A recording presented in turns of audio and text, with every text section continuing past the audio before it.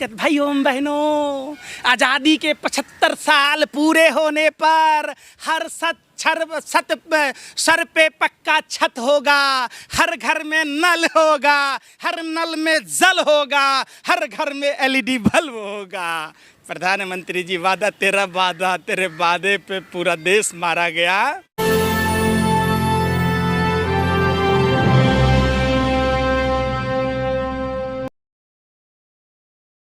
इन्होंने DP बदलने के लिए बोला था। बिहार की जो विधायक हैं वो पूरी सरकार बदल दिए।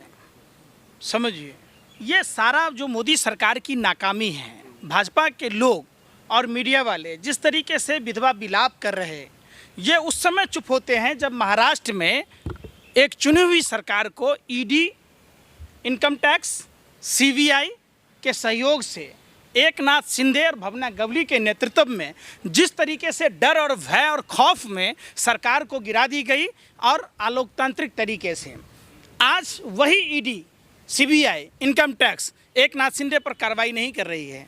आज उसी भावना गवली पर कार्रवाई नहीं हो रही है। आज वही महाराष्ट्र से जो कभी शिवसेना और कांग्रेस में रहते हुए नारायण राणे पर कार्रवाई होती थी, वही ED, CBI, इनकम टैक्स जब बीजेपी में वो आ गए, क्लीन चिट उनको भाजपा वॉशिंग पाउडर से साफ नहला दिया गया, तो भाजपा सरकार में केंद्र में मंत्री हैं, तब नहीं बात होती। ये करते क्या? अभी बिहार में धरना करेंगे, सब जिला में तो हल्ला करेंगे। अंजना ओम कश्यप को नाचते गाते आपने देखा होगा, उनका स्वागत बिहार का तरीका देखा होगा। तो श्रीलंका जैसी जो स्वागत हुई है, किसी का बेइज्जती करना तरीका होता है। क्या होता है भैया? आप देश की बेइज्जती करो, आप देश बेच दो, देश बेचने वालों के साथ मुजरा गाओ और हम आपकी बेइज्जती भी ना करें। आप पूतना की तरह हैं, आप नहीं, आप पूतना की तरह, अरे सुनने रहे, आप लोग पूतना की तरह जहरीली दूध पिलाते रहो और हम भगवान श्री कृष्ण की तरह आपका वध भी ना करें। ये किसने कह दिया भाई? ये हमने भगवान श्री कृष्ण से सीखा है। वो बिहार की धरती है भैया। अच्छे और बुरे का विरोध करना लालू जी से सीखा है। अरे सुन लीजिए, पेट में बड़ी दर्द हो रहा, बहुत ज़्यादा दर्द आपको हो रहा है और किसी को नहीं। आप तो ऐसे बौखलाए हुए हैं जैसे कुत्ते के पिछवाड़े पर किसी ने मिट्टी का तेल डाल दिया हो और वो उछलने लगता है। किसी ने आपके सांप के बिल में गर्म पानी डाल दिया हो और सांप बिलबिला जाता है। काहे बिलबिला रहे हो आप? आप उस समय मध्य प्रदेश में कहाँ थे भैया जब चुनी हुई सरकार को गिरा दी गई? नहीं, अरे आप लोग अंजना की क्यों बेइज्जती कर रहे हैं आप लोग? तो कर्नाटक के समय रिपोर्टिंग करने क्यों नहीं गई थी बेंगलोर? मध्य प्रदेश के समय भोपाल क्यों नहीं गई? महाराष्ट्र के समय में बॉम्बे में जाके करती? अरे भैया सुन तो लो, अंजना ओम कश्यप के पति को CBC में चेयरमैन बनाया गया था, आपको भी पता है। और क्यों बनाया गया था? उनके पति का कारोबार का भी आपको पता है। आप अंजना ओम कश्यप से पूछिए कि रोजगार सृजन की बात मोदी सरकार नहीं करती है। 8 साल हो गए, मोदी जी का वादा था हर साल 2 करोड़ युवाओं को रोजगार देंगे।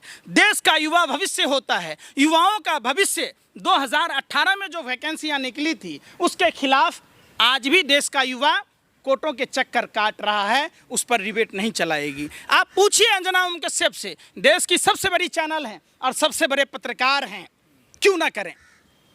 क्यों ना उनका विरोध करें?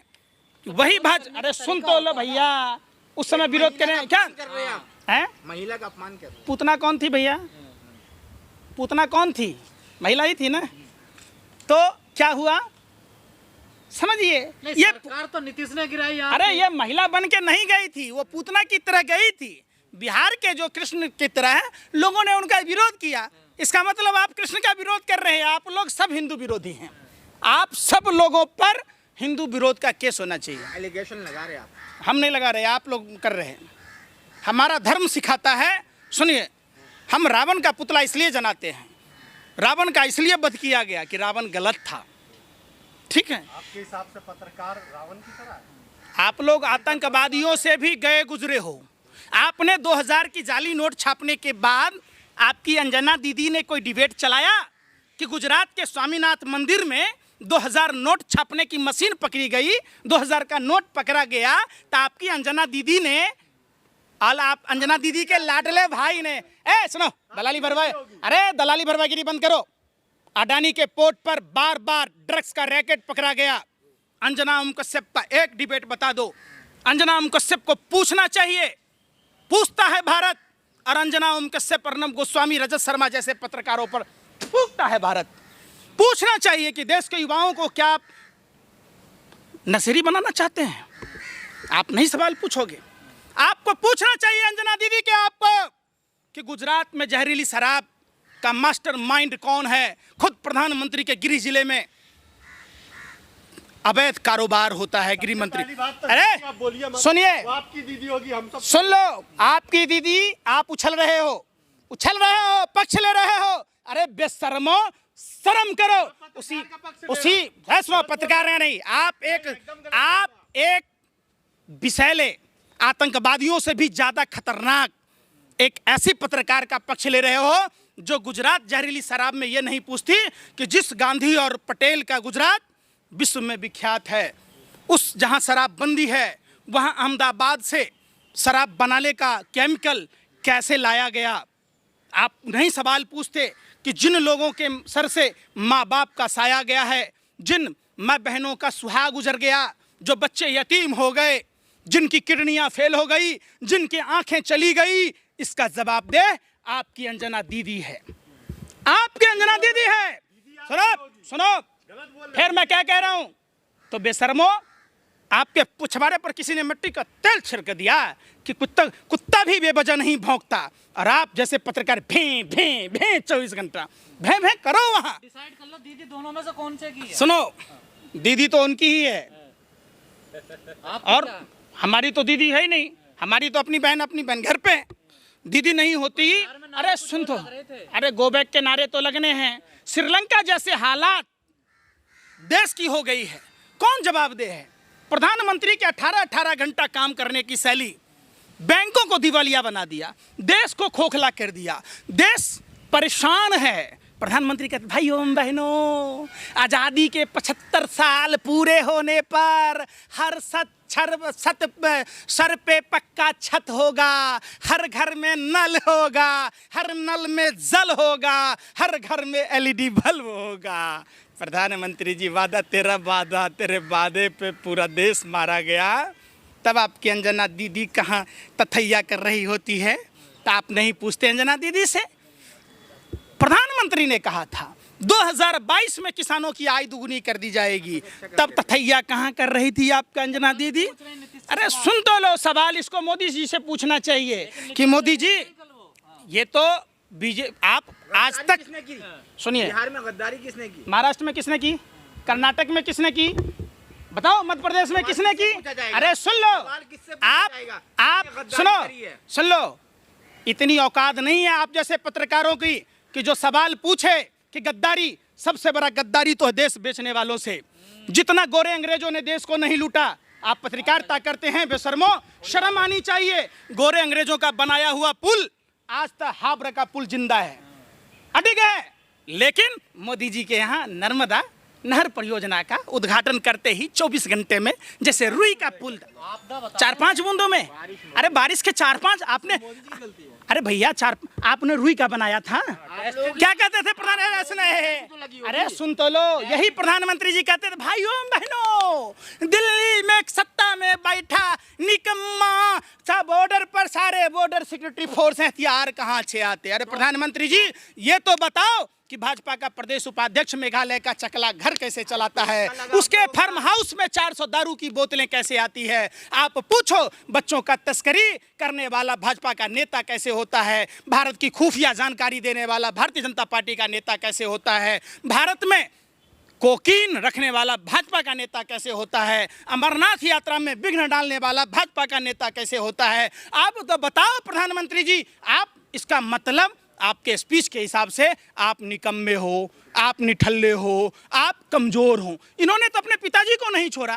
कहते थे मेरे पिताजी ताई बेचते थे, माँ चौका बर्तन करती थी। अरे भैया, और आपको भीख मंगवाता था भरी जवानी में, हैं? आप बांस को पकवान खिलाता था। मतलब इन अपने पिताजी को भी नहीं छोड़ा। जिस पिता से जन्म लिया, क्या कह रहे, पिताजी ताई बेचते थे, चाय बेचते बेचते कभी इन्होंने देश बेच दी, आपने चर्चा नहीं की। कल बड़ी दुखी ही मीडिया साहब, सदमे में थी। ये विधवा विलाप कर रहे हैं। इनके समझो घर में कोई सदमा हो गया। ये महाराष्ट्र में नहीं भी दुखी थे, मध्य प्रदेश में दुखी नहीं थे, कर्नाटक में दुखी नहीं थे। इनका रोजगार का साधन था। इनके 2 डिप्टी सीएम थे। बिहार के इशुओं पर आज जो गिरिराज सिंह भौंकता फिरता है, अलग अलग धार्मिक उन्माद फैलाने की कोशिश करता है, जिस शरीयत कानून की बात कहता है और जिस आदमी पर एलिगेशन लगाता है, उसी के साथ बैठकर उसी के सहयोग से गिरिराज सिंह की औकात नहीं कि चुनाव लड़के जीत ले। वार्ड काउंसलर का चुनाव नहीं जीत सकता। अरे सुनिए ना, बिहार की जनता का अपमान क्या है आप लोगों? कौन है रविशंकर प्रसाद? ये लोग खुदगर्ज लोग हैं, सत्ता के हवसी लोग हैं। रविशंकर प्रसाद, गिरिराज सिंह जैसे गिरे हुए 2 कौड़ी के लोगों ने कभी, जो बिहार आज़ादी से पहले 40% चीनी उत्पादन करता था, पूरे देश में मिठास घोलता था, आज एक तो नीम ऊपर से करेला। अरे सुन लीजिए ना, अरे सुने ना, सुनने में बेशर्मो। कितने साल बिहार में डबल इंजन की सरकार रही है, बोलते लो। खाओ ना भारत माँ के मिट्टी की कसम, खाओ ना अपने धार्मिक शास्त्रों की कसम, खाओ अपने परिवार के लोगों की कसम, खाओ। नीतीश के साथ है या फिर मैं जो पूछ रहा हूँ इतना जवाब दो। दलाली भरवागिरी मत करो, मैंने जो पूछ रहा हूँ जवाब दो। आज़ादी के पहले 40% चीनी उत्पादन होता था, आज क्यों नहीं? जो प्रधानमंत्री सुनते नहीं रहे, फिर लुलु पैसा मिला है भांडगिरी करने का, सुन दो पहले। जो प्रधानमंत्री बिहार के सभी जिलों में जाकर, मढ़ौरा में गए तो चीनी मिल चालू कर दूंगा, दरभंगा में गए तो चीनी मिल चालू कर दूंगा, जूट मिल चालू कर दूंगा, तब भैया इतने दिनों से क्या तथैया के नाच रहे थे? जो बिहार और झारखंड बंटवारा के बाद रघुराम राजन की कमेटी की रिपोर्ट थी, अब तो सब चालू सुनने रहे। अरे बेशर्मो, सुन तो लो, फिर बात काट रहे हो। रघुराम राजन कमेटी की रिपोर्ट थी, विशेष राज्य का दर्जा, बात उसकी करो। बिहार में जो अलीगढ़ यूनिवर्सिटी खुला का ब्रांच खुला किशनगंज में, उसकी फंडिंग की बात करो। बिहार में, अरे क्या बोला मैं, मिल गया। पटना को केंद्रीय विश्वविद्यालय की बात करो। बिहार में 24 नदियों में पानी का बहाव नहीं है। दक्षिण बिहार, सुनो, हकला मत बनो, चुप। पहले जो 24 बिहार नदियों में, गलत बात है, हमारा राज्य मरुस्थल में तब्दील हो जाएगा और तुम दलाली करने में मशगूल हो। अरे बेशर्मो, शर्म करो। बिहार के 24 नदियों में पानी का बहाव कम हो गया, चिंता का विषय है। बेशर्मो सुनो, दलालो सुनो, आप जैसे लोगों पर आदमी बिहार की जनता भी विरोध की है। ये जूतों की बरसात करेगी। बिहार में बाढ़ आया हुआ है नेपाल के कारण, वहाँ डैम नहीं बनता, वहाँ नहर परियोजना लागू नहीं होती। अगर सरकार ने ध्यान दिया होता तो बिहार में छोटे और लघु कुटीर उद्योग बचते। तो आपके चाचा ही रहे हमेशा, चाहे इधर रहे उधर। अच्छा हो गया कि कुछ बोलोगे? सुन लो, अरे सुन लो, आप बुजुर्ग आदमी को क्या कहोगे? अरे क्या कहोगे? बुजुर्ग आदमी को चाचा नहीं कहोगे? इतने बदतमीज हो, भाजपा वाले हो ना आप, तो चकला घर वाले चलाते हो। अरे नाबालिग लड़कियों का देह व्यापार करने वाले, बेशर्मो, शर्म करो। सत्ता के हवसियों, खुदगर्जों, आप लोगों का जमीन मर गया। आप लोग नमक हराम लोग हो। अरे कुत्तों से सीखो। अरे सुनो, कुत्तों से सीखो। कुत्ता भी अरे सुनो, कुत्ता जिसका रोटी खाता है, हम जो पूछ रहे, मैं क्या कह रहा हूँ, सुने रहे।